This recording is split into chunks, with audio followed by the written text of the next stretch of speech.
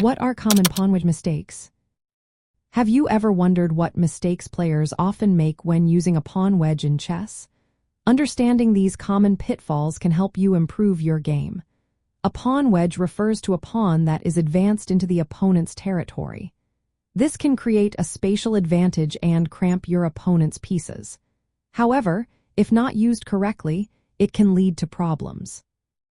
One common mistake is creating a pawn wedge without a clear purpose. If the wedge does not control important squares or improve your piece's activity, it may restrict your own pieces instead. This can lead to a cramped position where you cannot maneuver effectively. Another mistake is overextending the pawn wedge too early or without enough support. A pawn wedge that lacks adequate defense can become a target. Opponents can attack it easily, undermining your position. It is essential to ensure that your wedge is well supported by other pawns or pieces. Players also often lose sight of the balance between space and flexibility. While a pawn wedge can gain space, it can also fix your pawn structure in a way that limits your options.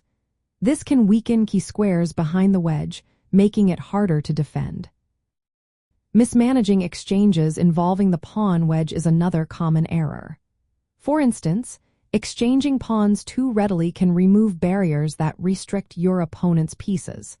This can improve their activity instead of yours, which is not the outcome you want.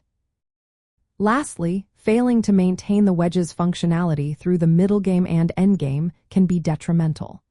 A successful pawn wedge often needs to be preserved and transformed into a passed pawn.